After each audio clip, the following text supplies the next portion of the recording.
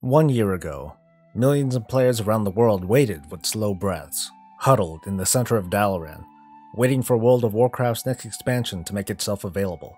Today we approach the conclusion of the greater story, having defeated a countless number of demons and other bad guys. So, how has this year-long journey been? In so few words, World of Warcraft Legion is, without a doubt, a show of Blizzard's strongest efforts at delivering an expansion that keeps its players engaged. Whether or not the fruits of those efforts resulted in actually fun and fulfilling gameplay is entirely up to the individual player. But we're here to discuss the state of today's Legion, and not the roller coaster of experiences players had from day one up till now. Hey, it's Soul. I'm a self-styled pundit of the World of Warcraft, and in this snapshot review, I'm going to address two questions. Should you, as someone thinking about jumping into Legion this late in the game, take the plunge? And for those of you who've been playing Legion since launch and just happened to look at this video anyway, how different has this expansion become since day one? So here's a crappy analogy. I'd compare Legion to going to a buffet.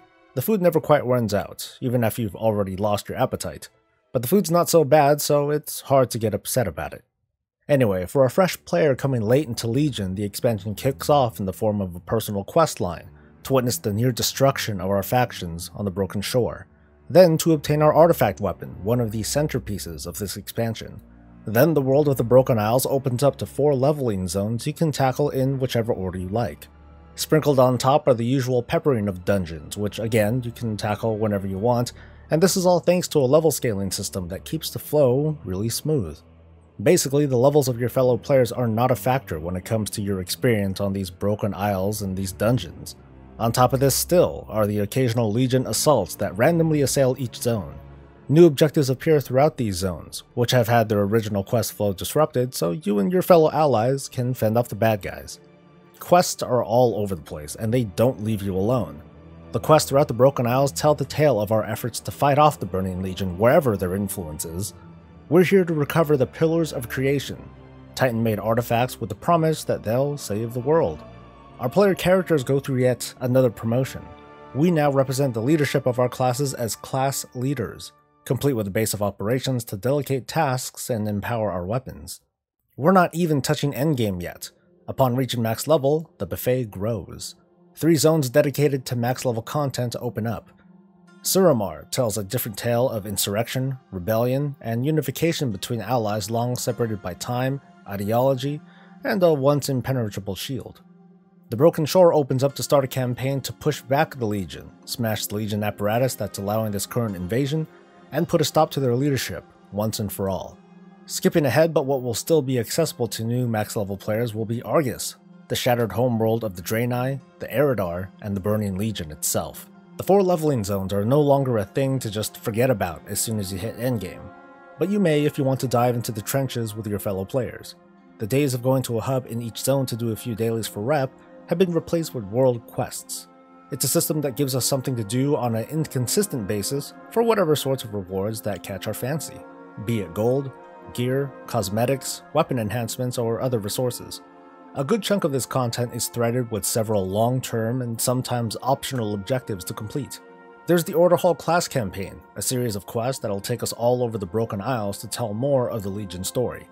The benefits of completing it are important, but not critical to the Legion experience, though it does have exclusive story content for your class and spec, rewards from your Order Hall mission table, and quality of life improvements.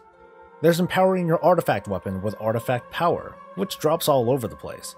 It's like another experience bar after reaching max level, and unlocks important upgrades for your weapon and more quest content. There's the ability to fly in the Broken Isles, but it's not as critical of a need as you may think. In the past, flying might have felt like a must-have goal to access additional quests and rewards, but since the Mist of Pandaria expansion, flying has been more of a reward for completing content than a device to unlock new gameplay. Sure, you travel faster and eventually get access to a class-exclusive mount, but that's about it. This is especially considering that Argus, which is pretty much the final Legion zone in Legion so far, prevents flight, much like the Timeless Isle from Mist of Pandaria.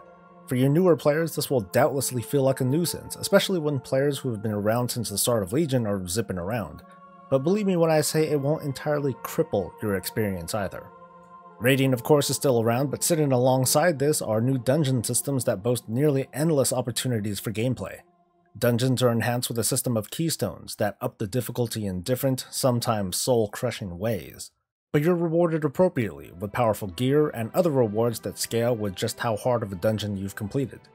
There is a ton of new things for new players to do in Legion. It's almost overwhelming, yet never mind, it is overwhelming.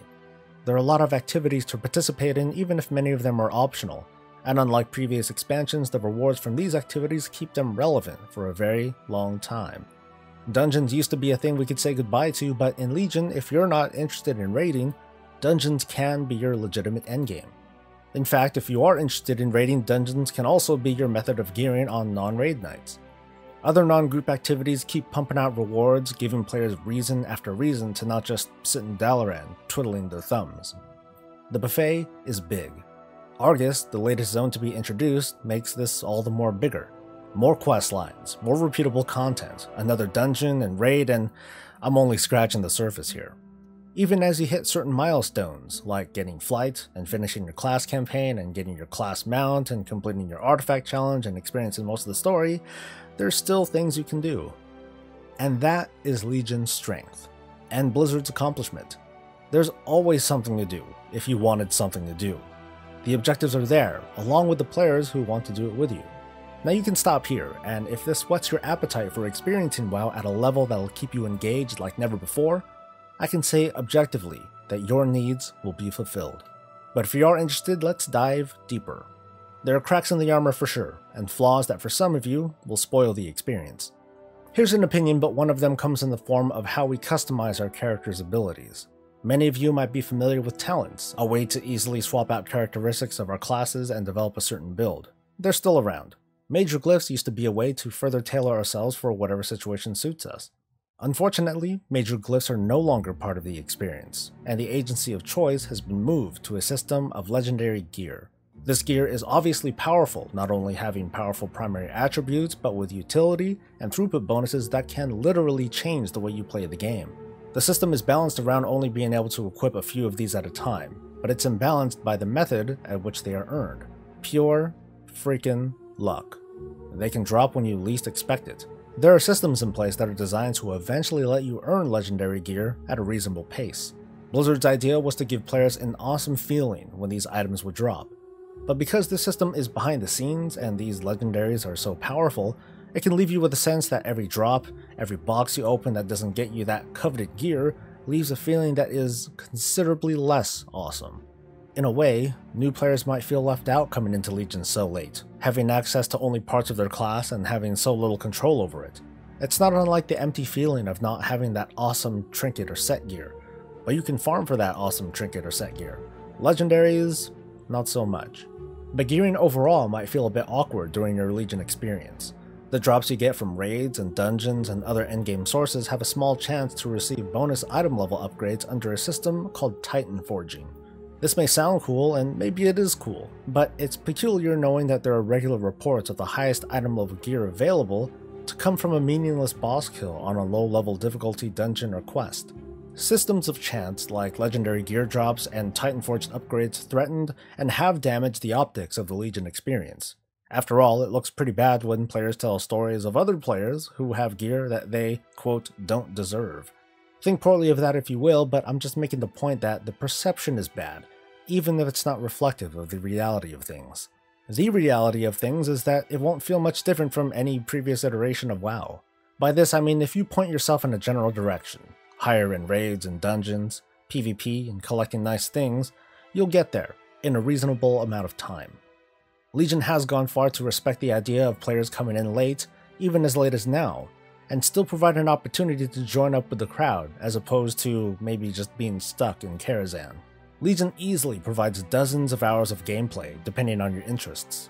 From leveling and experiencing the story to gearing up to dungeon running to distractions like collecting, pet battling, and pursuing achievements, now is a great time to jump right into the action and enjoy the buffet at its biggest. It's still not perfect. There's still a lot to be desired when it comes to the grind and obtaining the exact pieces of gear you want.